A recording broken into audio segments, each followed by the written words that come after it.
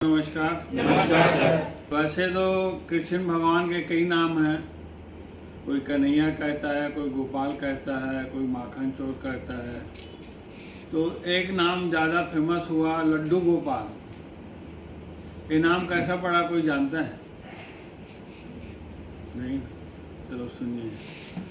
ब्रज भूमि में एक पंडित था और उसका एक बेटा था छोटा। वो काफ़ी पूजा पाठ किया करता था कृष्ण भगवान की। घर में एक मंदिर बना के रखा था, बांसुरी थी उनके हाथ में। सुबह शाम वो पूजा करता था, भोग लगाता था। वो कहीं जाता नहीं था बाहर। बोलता था मैं अगर जाऊंगा तो ठाकुर जी का ध्यान कौन रखेगा। दिन रात उसी में लगे रहता है। एक दिन गांव वाले आते हैं तो पंडित जी को कहते हैं कि पंडित जी भागवत कथा करनी है और आपको कथा करनी है 3 दिन। तो ये सोचने लगा अब गांव वाले आए हैं तो मेरे को तो जाना ही पड़ेगा। तो बोले ठीक है। तो दूसरे दिन प्रसाद बना के अपने छोटे बेटे को बोला कि बेटा ये प्रसाद प्रभु को लगाना, उसके बाद खाना। बोले ठीक है। और वो पंडित चले गए भागवत करने के लिए। और जो बालक था और प्रभु के सामने कृष्ण भगवान के सामने प्रसाद रख दिया, भाई प्रभु आओ खाओ। अब उस बालक को मालूम तो था नहीं कैसे खिलाते हैं। अब वो सोचा अभी खुद आएंगे प्रभु खाएंगे, और उसी में बैठा रहा। आधा घंटा, 1 घंटा, 2 घंटा हो गया, प्रभु आए नहीं। और फिर बोलने लगा प्रभु प्रसाद ही खाओ, नहीं तो बाबूजी आएंगे मेरे को डांटेंगे, चिल्लाएंगे, जल्दी आओ मेरे को भूख लगी है। तो फिर भी नहीं आए। दोपहर से शाम हो गई। फिर ये रोने लगा, प्रभु मेरे को भूख लग रही है, प्रभु आओ आप। तो कृष्ण भगवान से रहा नहीं गया और वो बाल गोपाल के रूप में आ गए और भोजन प्रसादी लिए। और बालक भी खुश हुआ खा के। फिर वो अंतर ध्यान हो गए, चले गए।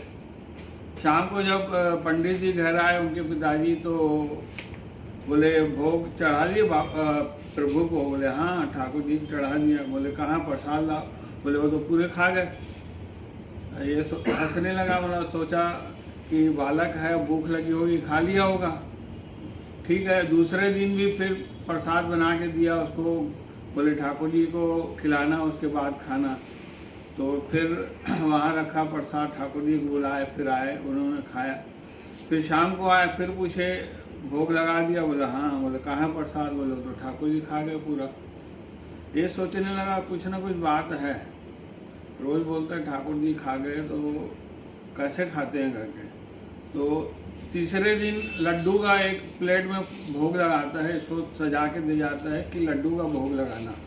और मैं जा रहा हूँ, बाहर जाके छुप जाता है, खिड़की से देखते रहता है। जैसे ही लड्डू का भोग लगाता है, वो बालक बुलाता है प्रभु को। तो आते हैं बाल गोपाल के रूप में। और वो जैसे ही खाते हैं वो बाहर से देखते हैं, अरे प्रभु साक्षात आए हैं। तो जैसे ही वो देखे और अंदर आ गए, तो उस समय प्रभु के एक हाथ में लड्डू था, एक मुंह में लड्डू था। आप लोग फोटो देखे होंगे इस टाइप का। तो जैसे ही वो आ गए, पंडित आए अंदर और वो मूर्ति बन गए। प्रभु अंतर ध्यान हो गए। एक हाथ में लड्डू और एक मुंह में लड्डू था, वैसे पत्थर की मूर्ति बन गई। तो ये बोलने लगा प्रभु आपकी मैं इतनी पूजा पाठ किया, भोग लगाया, इतनी सेवा किया, आज तक मेरे को दर्शन नहीं दिए। और ये छोटा सा बालक जो पूजा पाठ के लिए जानता नहीं, आपकी सेवा नहीं किया, उसको आपने दर्शन दिया।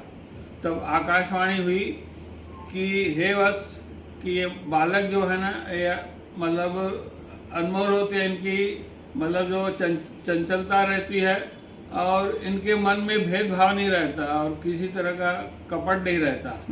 और इन्होंने मुझे सच्चे दिल से पुकारा, सच्चे दिल से कहा और मैं आ गया। जो भी मेरे को सच्चे दिल से पुकारता है और उसे मैं दर्शन जरूर देता हूँ। धन्यवाद।